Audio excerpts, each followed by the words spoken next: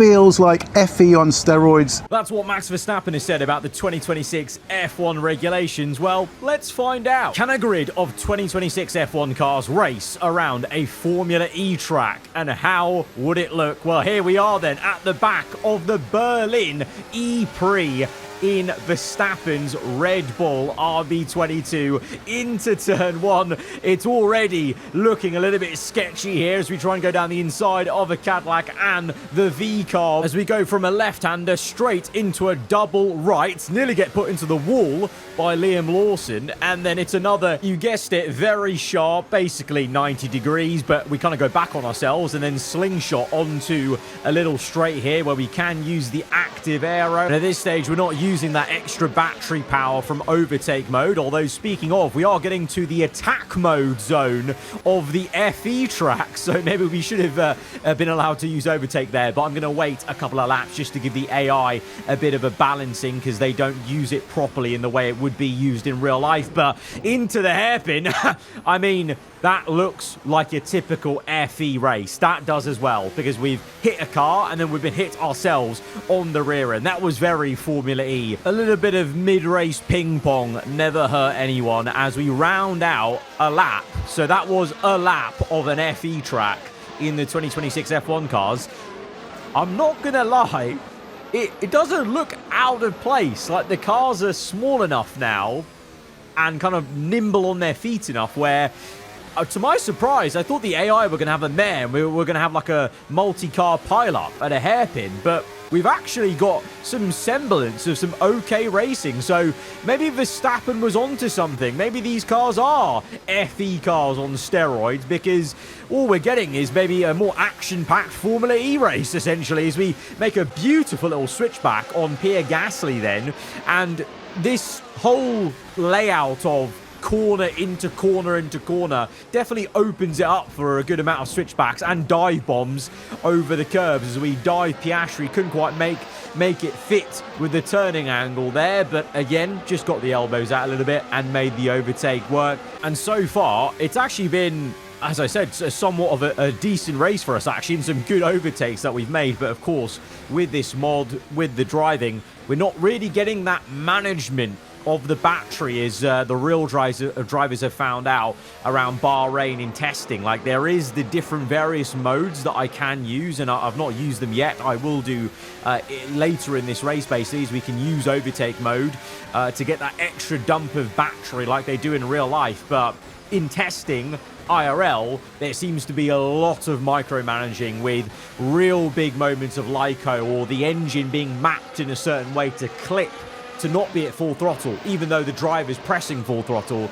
And then we've seen Verstappen, I liken it to very F1 game 2011 to 2013 era of rapid downshifting to get some extra rotation. But in reality, it's really just about getting extra revs to charge up the battery. But it certainly feels like that extra rotation downshifting that we all used to do, you know, over 10 years ago on the early F1 Codemasters games, as we've made our way up into P8, and we're finding a lot of pace in the switchback. Like that one on Behrman just then onto lap 4 was really, really sweet, and we cut it very fine by not making contact with him as we went from right to left. And then there again on Lindblad, getting it on the underneath him and then on the outside effectively as we dive on Leclerc, trying to maybe catch him napping a little bit. Leclerc gets the elbows out. He's going to put up more of a fight. But as we go into this corner, oh, we've misjudged it. We've massively misjudged it. And we have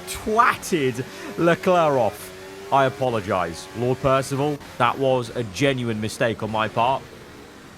Again, though, very Formula E-esque. So we are very much keeping within the description that Verstappen is given of FE on steroids. That was the steroids part of just completely twatting him rather than just a little love tap. But I suppose there's also been the fair share of some monumental bits of contact in recent Formula E races, I think it was, if I remember correctly.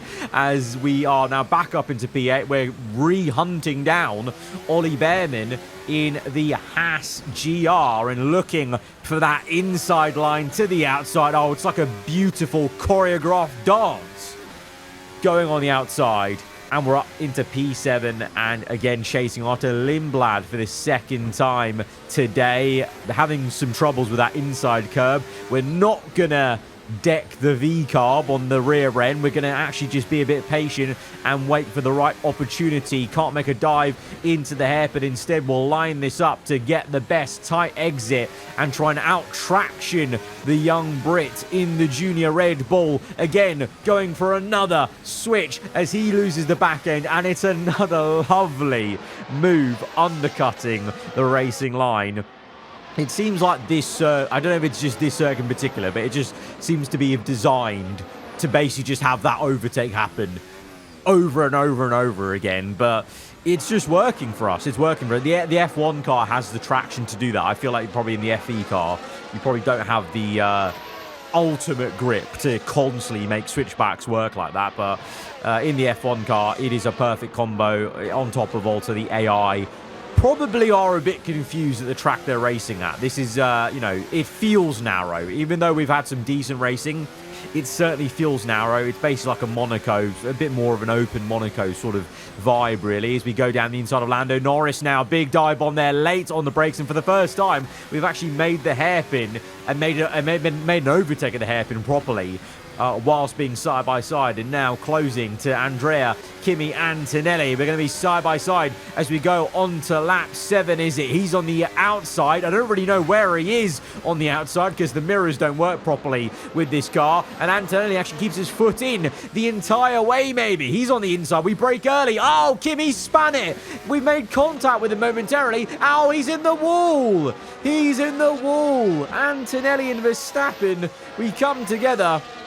Is that a sign of things to come in 2026? Well, that's the only real issue of an FE track with F1 cars is when there's a sideways moment, probably going to block the track.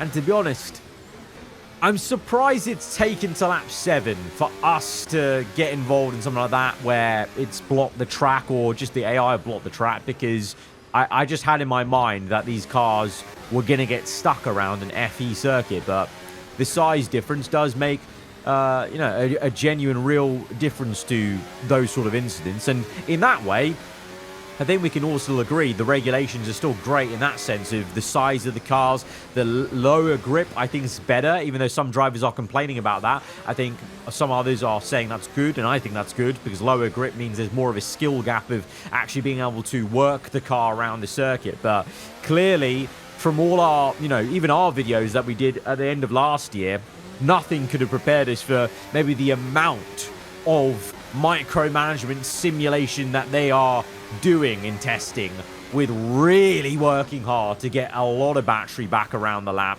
Whereas with the mod, there is some, you know, battery saving you have to do if you overuse the override mode in this Racing Studio mod.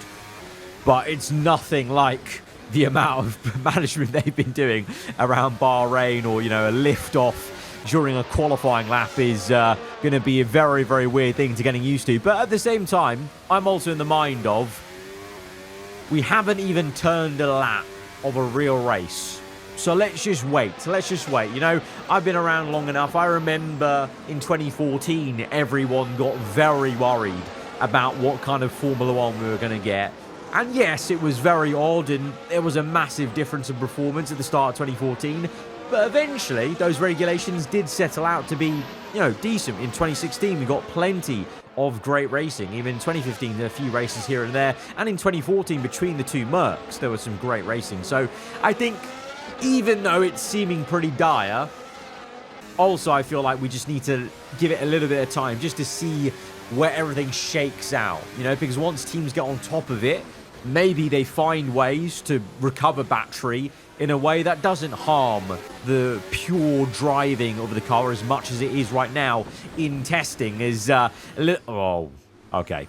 I was going to say a little bit of argy-bargy with George Russell. I was trying to be kind and waiting up for him, but he just didn't want to have any of it. So this race has descended into a little bit of ping-ponging, and thank God we're not coming to tracks like this in real life in Formula 1, even though Verstappen is likening the sport to Formula E now going into this year, because I feel like that would happen plenty of times where the cars would hit each other because it is just such a narrow circuit.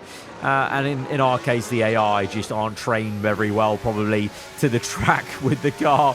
But now, this might be what we're looking at in 2026. A Red Bull Ford 1-2, where they're just fighting each other, because seemingly, according to Toto Wolff, the Red Bull Ford engine is on absolute smoke and just can use so much battery compared to everyone else on long run pace. So this may be the view of 2026. Two Red Bulls leading the way quite far ahead of the next cars, lapping others as well as we come through the final bend, and that has been the 2026 regulations at a Formula E track. What did you make of it? Let me know in the comments below. I'll catch you guys around. Goodbye.